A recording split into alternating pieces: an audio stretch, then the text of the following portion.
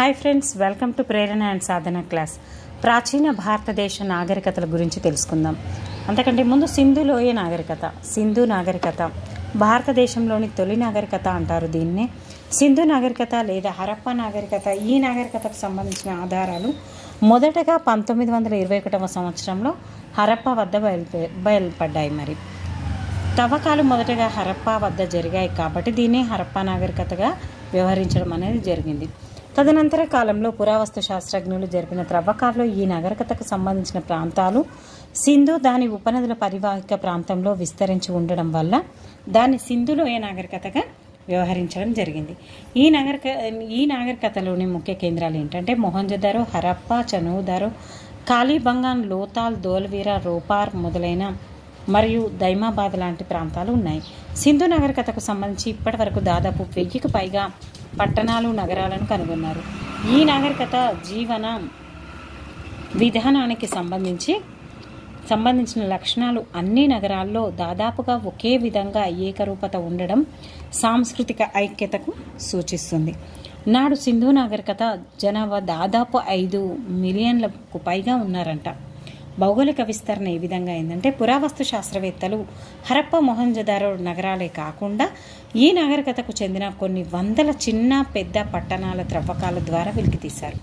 వాటిలో ఎక్కువ భాగం విస్తరించి ఉన్న ప్రాంతాలు భారతదేశంలోని పంజాబ్, హర్యానా, రాజస్థాన్, జమ్మూ అండ్ కాశ్మీర్, గుజరాత్, పశ్చిమ ఉత్తరప్రదేశ్ రాష్ట్రాల్లోనూ, పాకిస్తాన్లోని సింధు, పంజాబ్, బెలూచిస్తాన్ రాష్ట్రాల్లోనూ, కొంతమేర ఆఫ్ఘనిస్తాన్లో విస్తరించి ఉంది. ఇంతవరకు విస్తరించి ఉంది ఫ్రెండ్స్. దగ్గర మన ఇండియాలోనే కాకుండా పాకిస్తాన్లో మరియు కొంతవరకు ఆఫ్ఘనిస్తాన్లో కూడా ఉంది. సింధు నాగరికత సరిహద్దులు ఉత్తరాన ఆఫ్ఘనిస్తాన్లో షోరుగై మొదలుకొని దక్షిణాన మహారాష్ట్రలోని దైమాబాద్ వరకు, పశ్చిమాన పాకిస్తాన్, ఇరాన్ సరిహద్దుల్లోని నూట్కా, జిందూర్ మొదట, తూర్పున ఉత్తరప్రదేశ్లోని అలంగీర్పూర్ వరకు నాగరికత విస్తరించి ఉంది. సింధు నాగరికత 12,99,600 చదరపు కిలోమీటర్ల విస్తీర్ణం కలిగి పాకిస్తాన్ దేశాన్ని కంటే విశాలమైందిగా కాకుండా ప్రాచీన ఈజిప్ట్, మెసపోటేమియా నాగరికతల కంటే విశాలమైందిగా ప్రసిద్ధి చెందింది. కాల నిర్ణయం. సింధు నాగరికత క్రీస్తు పూర్వం 2500 నుంచి 1750 మధ్య కాలంలో విరాజిల్లిందని మార్టిమర్ వీలర్ అభిప్రాయపడగా, ఆలిసిన్ క్రీస్తుపూర్వం 2150 నుంచి క్రీస్తుపూర్వము 1700 మధ్య ఉండేదని చెప్పారు. అదేవిధంగా చార్లెస్ ఫ్యాబ్రీ 2800 నుంచి క్రీస్తుపూర్వం 2500 వరకు, ఈ విధంగా ఎస్ఆర్ రావు గారు 2500 నుంచి క్రీస్తుపూర్వము 1500 మధ్య కాలంలో ఉంది అని చెప్పడం జరిగింది. కార్బన్ 14 పద్ధతి, వృక్ష వలయాల నిర్ధారణ పద్ధతి, డెండ్రోక్రోనాలజీ లాంటి శాస్త్రీయ పద్ధతుల ద్వారా నాగరికత క్రీస్తుపూర్వం, ఇది చాలా ఇంపార్టెంట్ ఫ్రెండ్స్, 2300 నుంచి క్రీస్తుపూర్వం 1700 మధ్య కాలం నాటిదిగా నిర్ధారించారు. దీన్ని దాదాపుగా అందరూ అంగీకరించారు. ఇక్కడ 2300ని 1700ని కలిపితే 4000 రౌండ్ ఫిగర్ వస్తుంది. మనకి ఏదైనా డౌట్ వస్తే ఈ రెండింటిని కలిపితే రౌండ్ ఫిగర్ వచ్చేలా చూసుకోండి ఫ్రెండ్స్. హరప్పా నాగరికత మొత్తం కాలాన్ని 4 దశలుగా చెప్పవచ్చు. తొలి హరప్పా దశ పూర్వ హరప్పా సంస్కృతి క్రీస్తుపూర్వం 7000 నుంచి 3000 వరకు. రెండో దశ 3000 నుంచి 2600 మట్టి నిర్మాణాలతో నగర ప్రణాళిక సాగింది. ఈ దశలో ప్రాథమిక వ్యాపారం, కళ, చేతి వృత్తులు వంటివి కొనసాగాయి. మూడో దశ హరప్పా ఉజ్వల దశ 2600 నుంచి 1900లో కాల్చిన ఇటుకలతో నిర్మాణాలు చేశారు. పటిష్టమైన నగర నిర్మాణాలను సాగించారు. ఈ విధంగా విదేశీ వాణిజ్యం, వివిధ చేతి వృత్తులు కూడా అమలయ్యాయి. నాలుగో దశ లేదా తుది హరప్పా దశ 1900 నుంచి 1750లో నాగరికత అంతం కావడం ప్రారంభమైంది. వ్యాపారం అంతరించింది. నగరాలు వాటి వెనుకని కోల్పోయాయి. ఈ విధంగా పూర్వ హరప్పా సంస్కృతి ఏ విధంగా ఉందంటే, పూర్వ హరప్పా సంస్కృతి కాలంలో ప్రజలు తూర్పు బెలూచిస్తాన్ ప్రాంతంలో స్థిర నివాసం ఏర్పరచుకున్నారు. గ్రామాలు ఏర్పడి ప్రజలు వ్యవసాయాన్ని మొదలుపెట్టారు. మొహంజదారోకు 150 మైళ్ళ దూరంలోని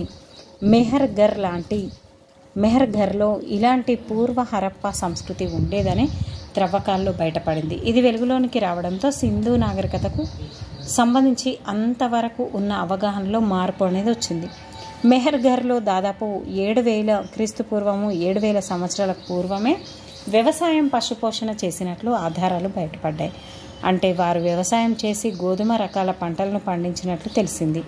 చక్కటి కుండలు, కొన్ని రాగి పరికరాలు, ఇతర వస్తు సదుపాయాలు కూడా ఇక్కడ బయటపడడం వల్ల వీటిని సింధు నాగరికతకు మూలాలుగా పురావస్తు శాస్త్రజ్ఞులు గుర్తించారు. కాలగమనంలో ఈ సంస్కృతి రూపాంతరం చెంది సింధు నాగరికతగా మార్పు చెందింది. మరి సింధు లిపి, వీరు రాసే లిపి ఏ విధంగా ఉందంటే, సింధు లిపిని సాధారణంగా ముద్రికలపైన, కొన్ని రాగి ఫలకాలపై, కుండలపై, కొన్ని ఆభరణాలపై మరియు గుర్తింపు బోర్డులపై గుర్తించారు. ముద్రికలపై కొన్ని పదాలు లేదా చిహ్నాలు ఉన్నాయి. అయితే ఈ లిపిని ఇంతవరకు పరిష్కరించలేదు. ఈ దిశగా ప్రయత్నాలు కొనసాగుతున్నాయి. చరిత్రకారులు లిపిలో భాగంగా 375 నుంచి 410 వరకు అక్షరాల సమన్వితం కాకుండా బొమ్మల రూపంలో లేదా సంకేతాల రూపంలో ఉన్నాయి అని అన్నారు. కొన్ని ముద్రికల్లో వాటిని కుడివైపు నుంచి ఎడమకు రాస్తే, మరికొన్నింటిలో ఎడమ నుంచి కుడివైపుకు రాయడం జరిగింది. బహుశా ఈ ముద్రికలను వ్యాపార అవసరాల కోసం ఉపయోగించి ఉండవచ్చు. ప్రముఖ భారతీయ పురావస్తు శాస్త్రవేత్త ఎస్ఆర్ రావు సింధు లిపికి బ్రహ్మీ లిపికి సంబంధం ఉందని అభిప్రాయపడ్డాడు. హరప్పా లిపిని ద్రవిడ లిపి అని, ప్రోటో ద్రవిడ లిపి అని కొందరు పండితులు, సంస్కృతమని మరికొందరు సుమేరియన్ లిపి అని ఇంకొందరు అభిప్రాయపడ్డారు. అయితే సింధు లిపిని చదవలేకపోవడం వల్ల వారు సాహిత్యానికి చేసిన సేవను, వారి ఆలోచనలను, నమ్మకాలను తెలుసుకోలేకపోతున్నాం. ముద్రికలు. మరి హరప్పా ప్రజలు వివిధ రకాలైన ముద్రికలను వాడేవారు. సుమారు 2000 ముద్రికలు వివిధ ప్రాంతాల్లో త్రవ్వకాల్లో బయలుపడడం జరిగింది. మరి ఆ ముద్రికలు ఏంటి? జంతువుల బొమ్మలతో పాటు సింధు లిపి గుర్తులు కూడా ఉన్నాయి. మూపురం కలిగిన ఎద్దు, దాని మెడ నుంచి కిందికి వేలాడుతున్న చర్మము, వెడల్పైన కొమ్ములతో చెక్కబడిన ముద్రిక పత్రికను ప్రత్యేకతను సంతరించుకుంది. పశుపతి. కొమ్ములున్న శిరోవేష్టనం ధరించిన పురుష దేవత ఉన్న ఒక ముద్రిక ప్రధానమైంది. ఈ దేవత 3 తలలను కలిగి యోగముద్రలో ఆసీనమై ఏనుగు, పులి, ఖడ్గమృగం, గేదె. చాలా ఇంపార్టెంట్ ఫ్రెండ్స్. ఇక్కడ ఏవేవి కనబడ్డాయి? ఏనుగు, పులి, ఖడ్గమృగం, గేదె. ఈ 4 జంతువుల చుట్టూ కలిగి ఉంది. ఈ ఏదైతే పశుపతి ఉందో ఈ 4 జంతువులు ఉన్నాయి. దీన్ని చాలామంది చరిత్రకారులు పశుపతిగా, శివుడిగా భావించారు. పట్టణ ప్రణాళిక. పురావస్తు ఆధారాలు, ప్రత్యేకించి కట్టడ శిథిలాలు సింధు నాగరికతకు సంబంధించిన ఎన్నో విషయాలను వెలుగులోకి తెచ్చాయి. నగరాలు, పట్టణాలు అభివృద్ధి చెందడం అనేది హరప్పా నాగరికతలోని ప్రధాన అంశం. మిగులు వ్యవసాయ ఉత్పత్తుల వల్లనే నగరీకరణ కూడా సాధ్యమవుతుంది. ఈ విధంగా మన దేశంలో తొలి పట్టణీకరణకు అద్దం పట్టునవి మొహంజదారో, హరప్పా, చనుహదారో, లోథల్, ఇతర నగరాలు. సింధు నాగరికతలో నగర నిర్మాణం అనేది ఒక ప్రత్యేకమైన అంశంగా చెప్పవచ్చు. ఈ విధంగా కోట ప్రాంతం ఏ విధంగా ఉంది అదంతా కూడా నగర శైలిలో ఉంది అని ఇక్కడ ఇవ్వడం జరిగింది. పశ్చిమ దిశలో కోటలు, ప్రహారీలు అనేటివి ఉన్నాయి.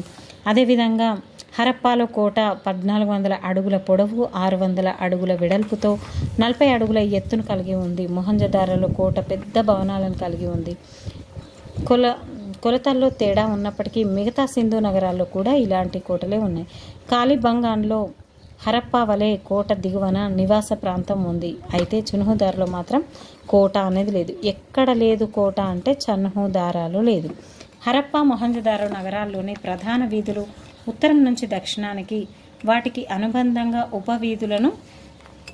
ఉపవీధులను తూర్పు నుంచి పడమరకు నిర్మించారు. మొహంజదారో, హరప్పా నగరాల్లో ఒక క్రమ పద్ధతి గల గ్రిడ్ పద్ధతిలో రహదారులను నిర్మించారు. రహదారి సూత్రాల మేరకు వాహనాలు సులభంగా తిరిగేందుకు వీలుగా రహదారులను నిర్మించారు.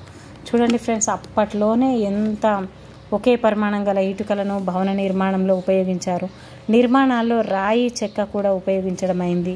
లోతట్టు ప్రాంతాల్లో ఏదైనా వేదికలపై నిర్మాణాలు కూడా చేశారు. మురుగునీటి కాలువలు హరప్పా సంస్కృతిలోని అన్ని నగరాలు, పట్టణాల్లో చిన్న పెద్ద గృహాలు, ప్రహారీలు, స్నానపు గదులు కలిగి ఉండేవి. ఈ విధంగా అక్కడ అన్ని రకాలుగా ఉండేవి. ఇటుకల తయారీ కోసం 1:2:4 నిష్పత్తిలో ఉన్న అచ్చులను ఉపయోగించారు. ఈ విధంగా స్నానపు గదులు, బావి చుట్టూ ఉండే కాలువలను, ఎల్ ఆకారంలో ఉండే ఇటుకలను వాడారు. ఎక్కువ అంతస్తులు ఉన్న గృహాల్లో నిలువు మురుగునీటి గొట్టాలను ఏర్పాటు చేశారు. ఈ విధంగా స్నానవాటికలు కూడా చాలా గ్రేట్గా ఉండేటివి. మహాస్నానవాటిక మొహంజదారోలోని నిర్మాణాలు ప్రధానమైంది మహాస్నానవాటిక. మహాస్నానవాటిక కోట లోపల ఉంది. ఇది గొప్ప నిర్మాణ కౌశల్యానికి నిదర్శనం. కొలనుకు చుట్టూ మెట్ల మార్గం ఉంది. చుట్టూ దుస్తులు మార్చుకునేందుకు గదులు ఉన్నాయి. స్నానవాటిక అడుగు భాగం కాల్చిన ఇటుకలతో మొహంజదారోలో వద్ద మహాస్నానవాటిక నిర్మించబడింది. గదుల వెనుక వైపున ఉన్న బావి నుంచి నీరు స్నానవాటికలోనికి చేరేందుకు ఉపయోగించిన నీరు మురుగు కాలువలోనికి వెళ్లేందుకు మార్గాలను కూడా ఏర్పాటు చేశారు. ఇంత గ్రేట్గా ఉంది ఫ్రెండ్స్. ధాన్యాగారాలు హరప్ప మరియు మొహంజదారోలో ధాన్యాగారాలు అనేటివి ఉన్నాయి. అయితే హరప్పాలోని కోటలో 6 ధాన్యాగారాలు ఉన్నాయి. అందుకని దీన్ని ధాన్యాగారాలుగా పిలువడం జరుగుతుంది హరప్పాని. కాలిబంగాన్ కూడా కొన్ని ఇటుక వేదికలను కనుగొన్నారు. బహుశా ఇవి కూడా ధాన్యాగారాలు అయి ఉండొచ్చు అని అనుకున్నారట. లోతాల్లో నౌకాశ్రయంతో పాటు ఒక ఎత్తుగా ఉన్న వేదిక కనబడిందట అక్కడ. లోతాల్లో నౌకాశ్రయం చాలా ఇంపార్టెంట్ ఫ్రెండ్స్. లోతాల్లో నౌకాశ్రయం, అదేవిధంగా హరప్పాలో ధాన్యాగారం, మొహంజదారోలో స్నానవాటిక, ఈ 3 చాలా ఇంపార్టెంట్. నెక్స్ట్, ఈ కాలువ ద్వారా సరుకులను లోపలి ప్రాంతాల నుంచి రేవు దాకా తీసుకొచ్చేవారు. చాలామంది పండితులు ఈ కృత్రిమ నిర్మాణాన్ని నౌకాశ్రయంగా భావించారు. ఇక్కడ నుంచే వస్తువులను నౌకలలోనికి దించడం లాంటివి చేసేవారు. రాజకీయ వ్యవస్థ సింధు ప్రజల రాజకీయ వ్యవస్థ గురించి నిర్దిష్ట సమాచారం లభ్యం అనేది కాలేదు. ఎందుకంటే రాత రూపంలో లేదు కాబట్టి వాళ్ళ భాషను అర్థం చేసుకునే స్థితిలో మనం లేము కాబట్టి కొన్నింటి గురించి తెలుసుకోవడం కష్టంగా ఉంది. మరియు సామాజిక పరిస్థితులు.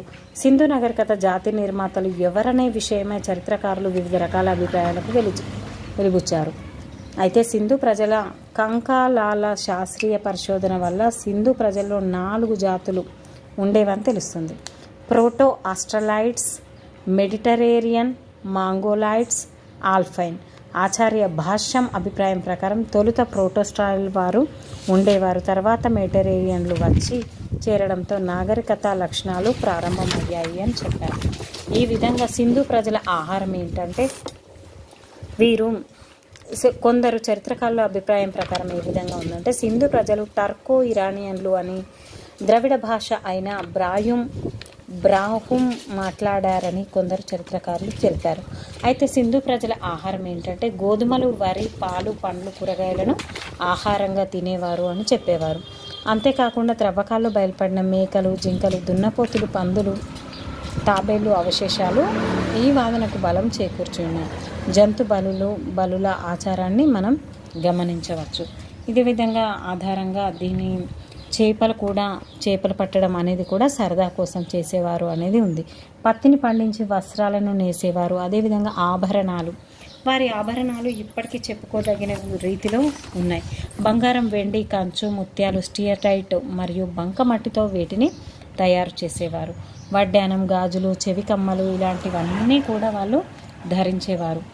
మొదలగునవి వివిధ రకాల ఆభరణాలు స్త్రీలు ధరించేవారు. ఇలాగే గృహాలంకరణ కోసం మరియు చిన్నపిల్లల ఆటల కోసం రకరకాల మట్టి బొమ్మలు తయారు చేసేవారు. బండ్లు, ఎద్దు, ఏనుగు, కాకి, పావురం వంటి మట్టి బొమ్మలు విరివిగా ఉపయోగించేవారు. ఈ విధంగా ఆ టైంలో జూదం, పాచికలు ఉపయోగించేవారు. జంతుబళ్ళు ఆచారం కలదు.